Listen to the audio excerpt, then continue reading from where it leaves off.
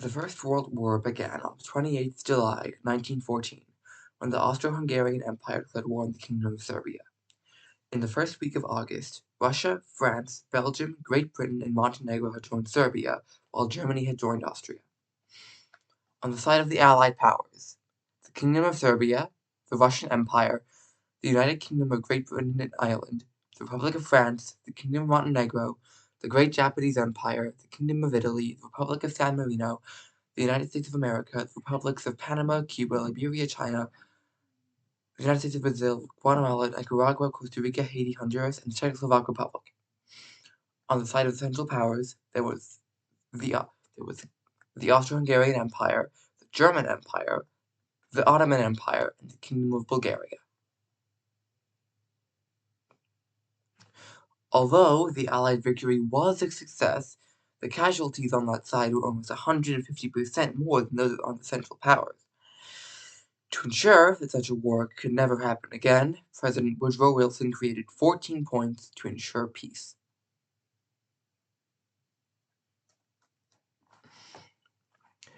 This is a map of who declared war on who.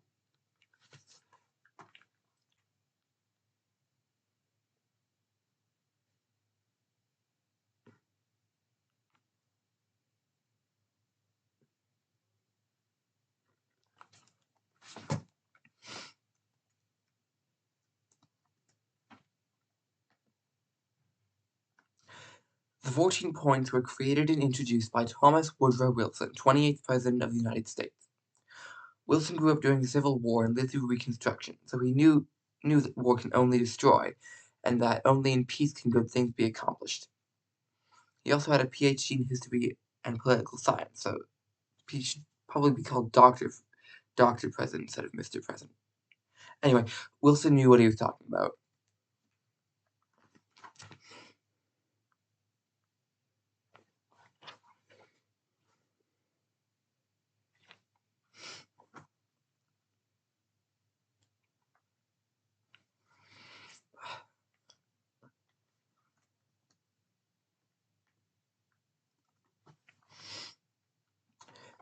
The 14 points are these.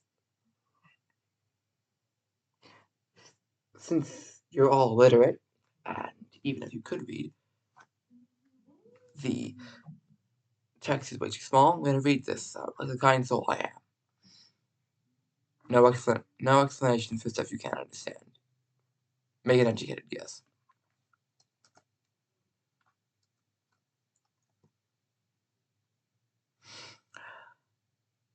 After the war, Woodrow Wilson felt the need to make sure that something like it could never happen again. After long deliberation, he created 14 points that he thought could ensure peace. Point 1.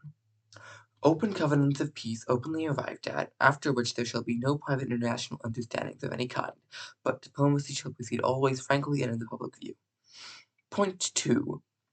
Absolute freedom of navigation upon the seas outside territorial waters alike in peace and in war, except as the seas may be closed in whole or in part by international action or the enforcement of international covenants. Point 3. The removal, so far as possible, of all economic barriers and the establishment of an equality of trade conditions among all nations consenting to the peace and associating with themselves for its maintenance. Point 4. Adequate guarantees given and taken that national armaments will be reduced to the lowest point consistent with domestic safety. Point 5. A free, open-minded, and absolutely impartial adjustment of all colonial claims based upon a strict observance of the principle that in determining all such questions of sovereignty, the interests of a population concerned must have equal weight with the equitable claims of the government whose title is to be determined. Point 6. The evacuation of all Russian territory, and such a settlement of all questions affecting Russia as will secure the best and freest cooperation of the other nations of the world in obtaining for her an unhampered and unembarrassed opportunity for the independent determination of her own political development and national policy, and assure her of a sincere welcome into the society of free nations under institutions of her own choosing, and, more than a welcome, assistance also of every kind that she may need and may herself desire. The treatment accorded Russia by her sister nations in the months to come will be the acid test of their goodwill, of their comprehension of her needs distinguished from their own interests, and of their intelligent and unselfish sympathy. Point 7. Belgium, the whole world will agree, must be evacuated and restored, without any attempt to limit the sovereignty which she enjoys in common with all other free nations. No other single act will serve, as this act will serve to restore confidence among the nations in the law which they themselves set, and determine for the government of their relations with one another. Without this healing act, the whole structure and validity of international law is forever impaired. Point 8. All French territory should be freed, and the invaded portions restored, and the wrong done to France by Prussia in 1871 in the matter of Alsace-Lorraine, which has unsettled the peace of the world for nearly 50 years, should be righted, in order that peace may once more be made secure in the interest for all. Point 9. A readjustment of the frontiers of Italy should be effected along clearly recognizable lines of nationality. Point 10. The peoples of Austria-Hungary, whose place among the nations we wish to see safeguarded and assured, should be accorded the freest opportunity of autonomous development. Point 11. Romania, Serbia, and Montenegro should be evacuated, occupied territories restored, Serbia accorded free and secure access to the sea, and the relations of the several Balkan states to one another determined by friendly counsel among historically established lines of allegiance and nationality. An international guarantee of the political and economic independence and territorial integrity of the several Balkan states should be entered upon. Point 12. The Turkish portion of the present Ottoman Empire should be assured of secure sovereignty, but the other nationalities which are now under Turkish rule should be assured an undoubted security of life and an absolutely unmolested opportunity of autonomous development, and the Dardanelles be permanently opened as a free passage of the ships and commerce of all nations under international guarantees. Point 13. An independent Polish state should be erected which should include the territories inhabited by indisputably Polish populations which should be assured of free and secure access to the sea, and whose political, economic independence and territorial integrity should be guaranteed by international covenant. Point 14. A general association of nations must be formed under specific covenants for the purpose of affording mutual guarantees of political independence and territorial integrity to great and small states alike.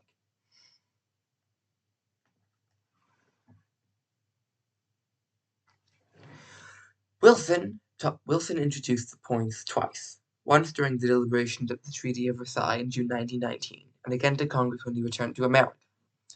At Versailles, some of the points were less than popular, like Point 5, which adjusted colonial borders. When he introduced the points to Congress, they were dissatisfied with Point 14, because they wanted to keep U.S. sovereignty. They really just wanted to keep pretending the U.S. was great, better than every other country.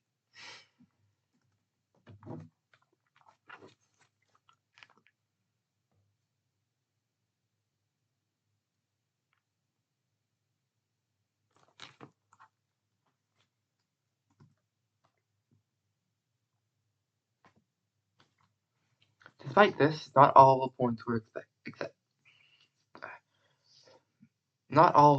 accepted. 1, 2, 3, 7, 8, 9, 10, 11, 12, and 13 were implemented without a hitch. Yet 4, which decreased armaments to the bare minimum required for defense, was never fully accepted. Point 5, which adjusted colonial claims, wasn't exactly popular among the imperial nations of Europe either. Point 6, the one about Russia, was half implemented. Russia was evacuated, yet was not invited for the deliberations and was kind of ostracized. Point 14 advocated for an association of nations, was rejected by Congress because they didn't want to have to donate money to the poor. The U.S. never joined the resultant League of Nations, and the League couldn't really do much to stop the rises of Hitler and Mussolini and other fascist leaders during the 1930s. Despite the League's failures, it became the basis for the modern United Nations. All in all, 11 out of 14. 79%. High C or low B.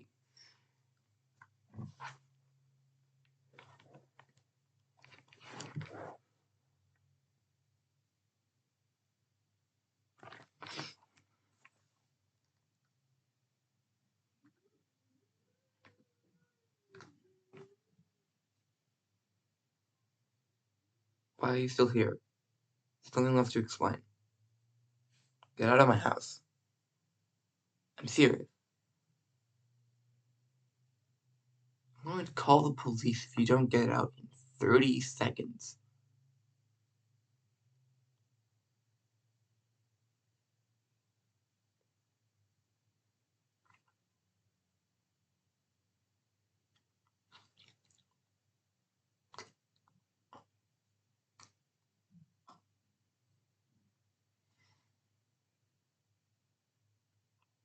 That's it. I'm calling the police. That's it.